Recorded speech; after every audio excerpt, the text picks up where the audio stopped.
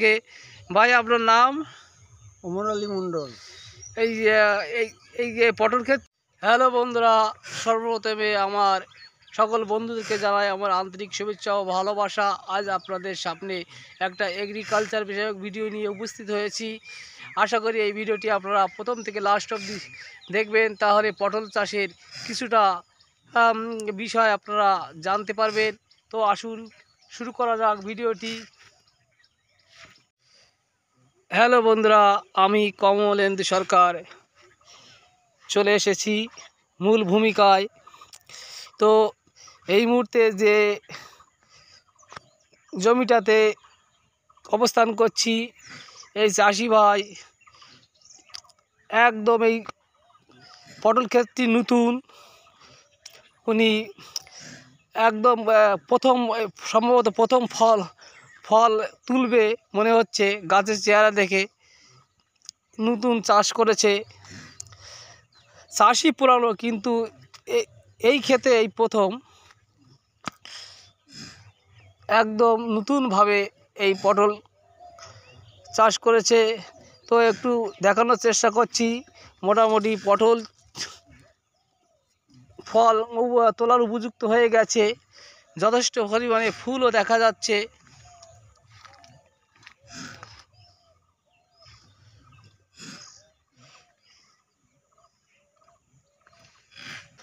প্রচুর পরিমাণে ফুল এসেছে, আর ফুল আসা মানে ফলও অবশ্যই আসবে। তো এই মুহূর্তে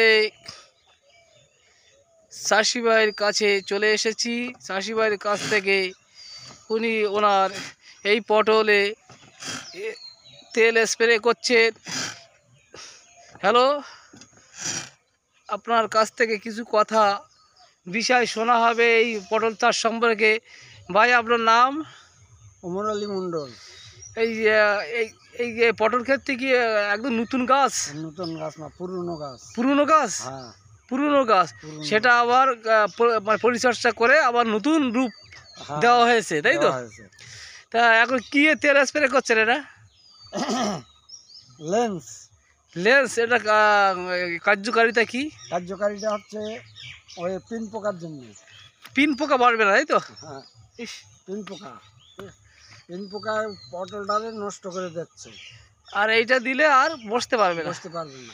তাহলে আপনারা বুঝতে পারছেন, উনি যে তেলটা স্প্রে করছেন, এক ধরনের পিন পোকা আছে। ওই পোকাটা মানে পটলের গায়ে বসতে পারলে একটা দাগ হয়ে যায়। দাগের ফলে পটলটা সোজা থাকে না, গুটিয়ে আসে।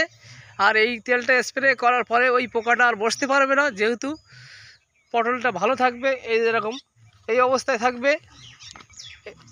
এই আক্রান্ত একটা আছে, এই যে ঠিক এরকম থাকবে। এটা সুস্থ পটল।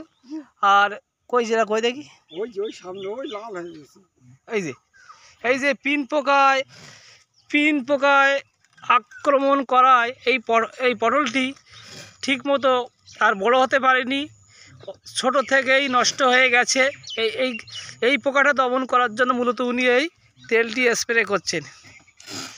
তো এখনও তোলেননি এবছর? এখনও 1.5 কেজি। দাম কীরকম গেছে? 50 টাকা পাইকারি গেছে। উনি একদিন তুলেছে অল্প কিছু, 1-2 কেজি মতো। তা 50 টাকা পাইকারি দর গেছে। আশা আছে এই ক্ষেতটিতে আরও বেশি ফসল হবে, সেইভাবে পরিচর্যা করছেন উনি। আমিও চাই এনার পরিশ্রম যেন সার্থক হয়।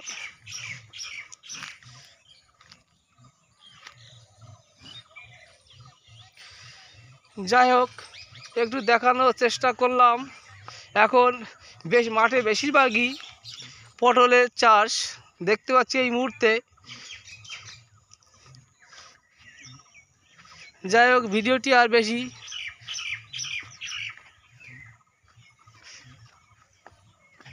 আর একটা জিনিস আমি লক্ষ্য করছি আপনার মাঠে, এই যে বক্সে এই যে প্লাস্টিকের এই যে বিশেষ আকর্ষণ, যে পোকাটা দমন করার জন্য উনি স্প্রে করছিলেন। এই দেখুন একটি প্লাস্টিকের পাত্রে কি হয় খাবার রেখেছে, আর রাখার ফলে সেই পোকা, সেই পিন পোকা, আপনারা দর্শন করুন, বিশেষ আকর্ষণ সেই পিন পোকা এখানে এসে জমায়েত হয়েছেন এবং সেই খাবারটি গ্রহণ করছে। আর এই খাবার খাওয়া মানে মৃত্যু অনিবার্য। মৃত্যু ফাঁদ উনি পেতে রেখেছেন এখানে। আপনাদের সেই বিশেষ আকর্ষণটি তুলে ধরার চেষ্টা করলাম।